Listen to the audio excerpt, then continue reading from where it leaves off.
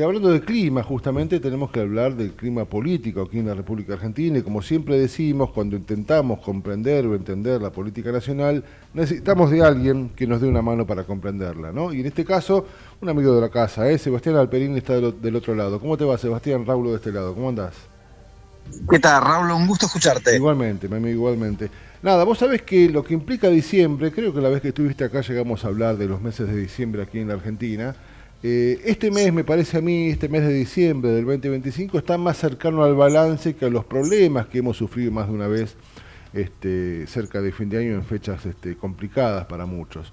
Este mes creo que se acerca más a la posibilidad de hacer un balance, inclusive tratar o intentar proyectar cómo le puede ir al gobierno, a la oposición y cuál será, o cómo, digamos, cómo viviremos ese escenario que será el Congreso, donde las fuerzas van a estar un poquitito más, más parejas, ¿no? ¿Cómo estás analizando el cierre de año de Milei, del gobierno, y cómo proyectás? Digo, la pregunta es amplia, pero te da para que agarres por donde vos quieras, ¿no? ¿Cómo proyectás el 2026? Bueno, no, pero tomando esto que vos decías, yo coincido totalmente. La realidad es que me parece que hay una sensación de alivio, sobre todo en buena parte de un electorado que votó justamente en función del miedo. Sí. Y vos es que haciendo grupos focales posteriores a la elección del 26 de octubre, la gente lo manifiesta, incluso salieron algunas encuestas al respecto de Ben Stein, por ejemplo, donde el miedo aparece, como donde se le pregunta a la gente cuáles son las razones por las cuales votó, en función de qué aspectos. Y el miedo aparece, y el miedo tanto por el regreso al kirchnerismo, que habíamos hablado incluso en las últimas veces, como el temor a que el 27 de octubre hubiera un escenario de cataclismo vía disparada del dólar, etcétera, en el hipotético caso de un resultado adverso del oficialismo que, bueno, finalmente no ocurrió. Me parece que eso implica un alivio. Es interesante eso, Sebastián, porque, a ver, yo coincido con que hubo una mirada así y, bueno, de alguna manera estos estudios que vos planteás lo confirman, pero al mismo tiempo yo me pregunto, capaz que es una mirada un poquito más sociológica que política, ¿no? Lo que te pido. Cuando uno hace las cosas con miedo, es raro, los resultados pueden ser dispares, ¿no?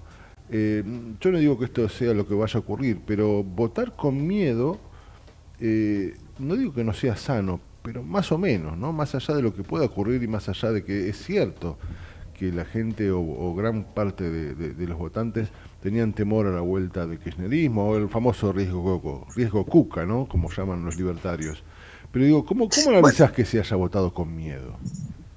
Bueno, me parece que en realidad esto pone en evidencia experiencias traumáticas para la sociedad. Y lo digo en estos términos porque así se plantea. Esto en los grupos focales aparece con mucha claridad. Es decir, el temor al riesgo del retorno al kirchnerismo asociado a una hiperinflación, digamos, una hipótesis de hiperinflación, de un gasto irresponsable, de una falta de ordenamiento del Estado, genera un temor donde licúa el poder de compra de buena parte de la ciudadanía, ¿no? Sumado a todo el enfoque de la corrupción, que, bueno, Milei lo ha explotado muy inteligentemente, digamos, emergiendo en su lucha contra la casta, ¿no? Y la verdad es que eso lo ha capitalizado. Incluso veía justamente encuestas publicadas recientemente de la Universidad de San Andrés, donde una vez más sintonizan con otros sondeos en los cuales, cuando se le pregunta a la gente quién es el principal líder de la oposición, aparecen prácticamente empatados Cristina Kirchner y Axel Kicillof, pero la verdad es que cuando vos sumás las respuestas de los que dicen que no hay liderazgo, o no sabe, o prefieren no responder, esa es la opción que más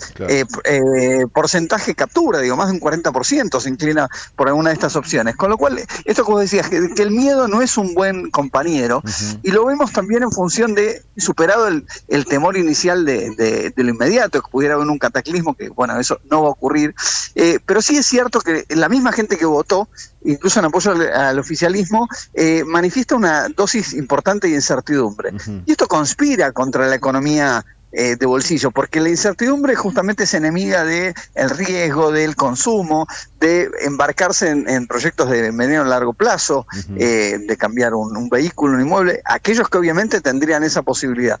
Y la incertidumbre sigue estando muy instalada, es decir, donde le doy un crédito a Milei, pero no termino de ver que efectivamente la cosa vaya a funcionar. Claro. Entonces, por si las moscas, y el que puede, acobachamos un poquito por acá, ¿no? Digamos. Y entonces me parece que esto conspira contra la reactivación económica en un escenario donde también hay motivos para alimentar estas suspicacias, ¿no? Cuando uno ve, por ejemplo, donde ves el ordenamiento macro, la inflación ok, se estancó el 2 y pico% y que cuesta mucho que baje eso, pero en lo concreto esta semana tuviste el cierre de una empresa muy conocida de electrodomésticos, Sí, claro. digamos, una el empleo que no termina de arrancar, una reforma o modernización laboral como se le presenta, que en buena parte de la opinión pública genera suspicacias de que esto vuelva a ocurrir como la llamada flexibilización laboral, que no se tradujo en una mejora en el nivel de empleo, ¿no? Entonces, digo, por ahí está este divorcio entre la macro y la economía real del contribuyente que dice, ok, bueno, esto que hablamos alguna vez, yo, todo muy lindo, bajó la inflación, pero a mí, concretamente, voy al supermercado y a mí la guita no me alcanza, ¿no? Sí. Digo, la morosidad que hay en los bancos, estos indicadores me parece que son para prestarle atención, y a eso sumale nubarrones que hay en el país del norte, ¿no? En una apuesta que hizo el gobierno argentino, muy atada a la suerte de Trump. Bueno, aparecen ahí algunos nubarrones. Por empezar, este fondo de $20.000 millones que se suponía, ahora no está claro. La Argentina tiene vencimientos de deuda en enero por $4.500 millones y están haciendo malabares para tratar de dónde viene ese dinero. El Fondo Monetario se muestra muy disgustado por que nuevamente el gobierno incumple la promesa de hacerse de reservas. Y esto, digamos, atenta contra la confianza. Hoy por hoy el Banco Central tiene reservas negativas por más de $15.000 millones, según los últimos datos presentes. Entonces, digo, todo este clima no contribuye a que pensar que, bueno, que en un escenario mediano o largo plazo esto sea consistente. Y ahí aparecen las incógnitas y esta incertidumbre que el ciudadano promedio manifiesta con total justicia, ¿no? Coincido tanto con vos que me quedo y quiero atrapar una de las cositas que dijiste, que creo que son parte de lo que en una de esas el gobierno tendrá que prestar muchísima atención y que justamente tiene que ver esto con lo que decías vos, digo, de la economía macro y la economía real, la del bolsillo del tipo que se levanta a laburar todos los días, que se le hace difícil claramente llegar a fin de mes. A todos se nos complica llegar a fin de mes y en algún punto tal vez la tensión, me parece a mí, política y social debería estar ahí, porque por ahora, y no quiero ser agorero, pero por ahora la gente está aguantando. ¿Te acordás hace mucho tiempo, o no mucho, pero cuando asumió este gobierno y empezó con este ajuste y con la motosierra y que la gente estaba de acuerdo inclusive que sucedieran cosas que iban en contra del futuro de la gente, del futuro próximo? El hecho de, bueno, claramente esta mirada terriblemente economicista de si yo tengo gasto, entran 9, tengo que gastar 8. Bueno, esa batalla se ha ganado, pero bueno, se ha sufrido también. Y la gente sigue aguantando, me parece hoy, esta cuestión de que inclusive, bueno, hoy amanecimos sabiendo que muy posible nos aumente la luz y el gas, nos aumenta siempre los repagues, nos aumentan un montón de cosas y todo el carrito del supermercado cada vez sale más caro. La gente todavía pareciera que aguanta. Ahora digo yo, me parece a mí, y esta es la pregunta, ¿no crees que es necesario que el gobierno se centre en esta mirada donde la gente tal vez empiece a mirarlo de reojo? Porque, bueno, uno aguanta hasta donde aguanta, ¿no? Sí, aguanta básicamente hasta donde puede, pero también esa misma gente envía señales al gobierno cuando le dice respecto al enfoque del ajuste fiscal, no es por ahí. Sí. Y el no es por ahí, digo, me refiero a su propia base electoral, la misma gente que lo votó, no es por ahí cuando se habla del ajuste a jubilados, claro, discapacidad, en el financiamiento educativo, es decir, bueno, Garrahan, hay cuestiones muy sensibles donde la gente dice, esto no se negocia. Y la gran pregunta es si el gobierno toma nota de eso. Claro, exactamente. ¿Tomó cuenta el gobierno de eso? Bueno, esto es lo que genera dudas, ¿no? Esto es lo que genera dudas. Y yo creo que lo planteó muy bien Juan Negri, el politólogo de la Universidad de Tela, donde dice, bueno, el gran desafío después del 26 de octubre es si el gobierno va a haber sabido ganar, ¿no? Capitalizar el triunfo de la elección y no se la crea, digamos, y no crea que esto es un cheque en blanco. Esta es la pregunta. Y ahí, digamos, yo pongo mucha atención en el discurso de los gobernadores que lo reciben muy amablemente a Santilli, pero cuidado que no sean francos dos, ¿no? Es decir, que alguien que finalmente no quede empoderado a sabiendas de que cualquier apertura de la billetera va a tener que tener la venia del ministro Caputo y de Adorni, el jefe de gabinete, y ahí es donde aparecen las dudas, ¿no? Digamos, y un poco lo dejó planteado el gobernador de Salta, Gustavo Sáenz, cuando dice, sí, todo muy lindo, pero el poncho no aparece, ¿no?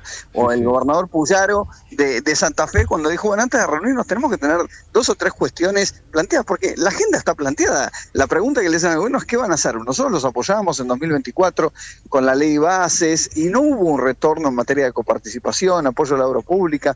¿Viste? El tema de las rutas nacionales es una cuestión que se cobra víctimas permanentemente. Las cajas jubilatorias obligatoria. Entonces, bueno, si no hay una señal en ese sentido, se complica el panorama, ¿no? Y este es el gran interrogante, y me parece que el gobierno, hasta el momento al menos, no ha tenido una postura clara de un cambio en ese sentido. Y este es el gran interrogante, me parece, ¿no? A ese interrogante se le suma y cruzo de vereda y me paro del lado del kirchnerismo, donde en principio hoy nos enteramos que la bancada, bueno, era una cosa que se veía venir, ¿no? La bancada kirchnerista, digo, de la Cámara de Diputados, ha perdido otros 4 integrantes, y eso hace que la Ujú. oposición esté un poquito más ha perdido, digo, como consecuencia de un armado propio, no que se han ido, ¿no? Un armado propio que se venía desarrollando y que estaban los gobernadores ahí metidos. Digo, esto hace plantear o hace pensar que la oposición va a estar un poco más débil en este sentido, y la pregunta que me lleva a decirte es, ¿qué pasará en este escenario que me parece a mí que va a ser clave en el 2026, que tiene que ver con lo que suceda en el Congreso, donde va a haber leyes que en principio se van a debatir, algunas leyes que creo que van a modificar bastante, digo, la vida de la gente, y hablo de la reforma Ujú. tributaria, la modernización laboral y otras tantas, hasta inclusive la ley de glaciares, ¿no? ¿Cómo ves Sí. ese escenario con un gobierno que ha aumentado su apoyo legítimamente después de su triunfo, su participación en el Congreso con más diputados y más senadores, y una oposición que no solo, como dicen las encuestas que vos bien mencionás, no tiene liderazgo o no lo encuentra, sino que también se hace más débil en el Congreso? Ujú. Sí, sí, yo creo que la oposición no sale de su estado de shock, Mm, sobre todo del resultado de la última elección, que nadie se lo esperaba, ni siquiera el propio gobierno, ¿no? sí, Creo sí. que en ese sentido el termómetro es la opinión pública, y me parece que la Mm, oposición descansa en la opinión pública. Digamos, como de hecho lo vino haciendo el 24-25, es decir, cuando ve que la opinión pública apoya al gobierno, la oposición dice, bueno, nosotros no podemos ser petardistas, perdonando la expresión, y sí, sí, tenemos que seguir la corriente. Ahora, cuando los vientos cambian, dice, bueno, tenemos que también ser responsables y presionar al gobierno con estas cuestiones sensibles, claro. educación, salud pública, etcétera. Me parece que eso es lo que podemos esperar de cara al futuro en una opinión pública que muestra cambios muy abruptos. Fíjate el índice de confianza del gobierno. La última medición posterior a la elección del 26 de octubre muestra un crecimiento casi empardando los mejores números de febrero. Ahora, si vos mirás este mismo indicador este año, antes de la elección, venía registrando 6 o 7 caídas consecutivas. Entonces digo, esto es muy volátil. Me parece que eso es lo que tenemos que mirar. ¿Cómo va reaccionando una opinión pública en donde, parafraseando a Cristina Kirchner, le da un crédito, pero no es un cheque en blanco y hay mecha corta, ¿no? Ujú, ujú, es verdad. Sebastián, primero te agradezco muchísimo. De última, fuera de programa, me gustaría, si es que tenés una idea, una opinión muy chiquita, sobre este evento antivacunas del hombre imán que hemos visto en la Cámara de Diputados, que para mí no solo me parece una payasada, un escándalo, sino que corre la vista de la gente de lo que deberíamos estar prestando atención. No sé si viste este hombre imán semidesnudo, este, mostrando al público de manera, intentando ser serio, cómo el celular se le quedaba pegado. Digo, en un recinto donde me parece a mí lo que más necesitamos es que haya seriedad, ¿no? Eh, es muy loco lo que está pasando en algunas cuestiones, ¿no? Es un Yo horror, decía, es un parece un programa, escándalo. parece cha-cha-cha esto. Yo creo que en No, no, algún no, no, momento pero sí, sí, es es increíble. Capusotto, tal cual, Exactamente, totalmente. es increíble.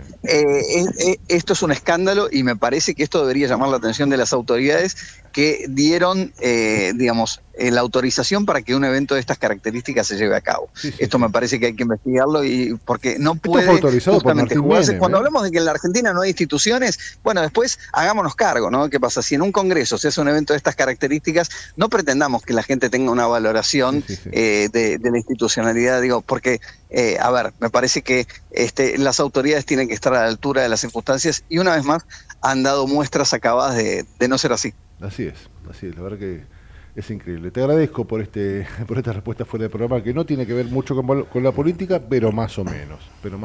No, tiene que ver porque si no hay instituciones fuertes, Sí, todo lo sí, demás es inviable. Así exactamente. que me Y parece en que un es contexto, digo, absolutamente. donde la vacunación infantil, me parece a mí, está en la Argentina en los mínimos históricos. Dijo, hay mucha gente que no vacuna a sus hijos y esto es riesgoso.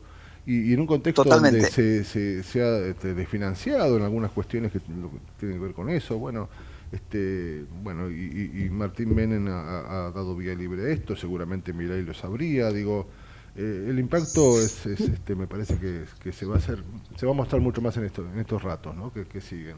Digo, si uno quiere estar en desacuerdo con la vacunación, lo haces en tu caso, pero no puede el Congreso ser un ámbito, digamos, a contrapelo de un gobierno que justamente debe facilitar la vacunación para aquellos que así lo decidan, ¿no? Porque estamos hablando de salud pública, ¿no? Y más después de venir una experiencia como el coronavirus que se cobró tantas vidas humanas. Exactamente. Querido Sebastián, como siempre, enorme aporte. Muchísimas gracias por estar ahí y por estar siempre atento a nuestro llamado, como siempre, viejo. No, por favor, un placer hablar con ustedes. Raúl, te mando un gran abrazo y un muy buen fin de semana. Muchísimas gracias, mi amigo, muchísimas gracias. Era el querido Sebastián Alperín, él es sociólogo, politólogo y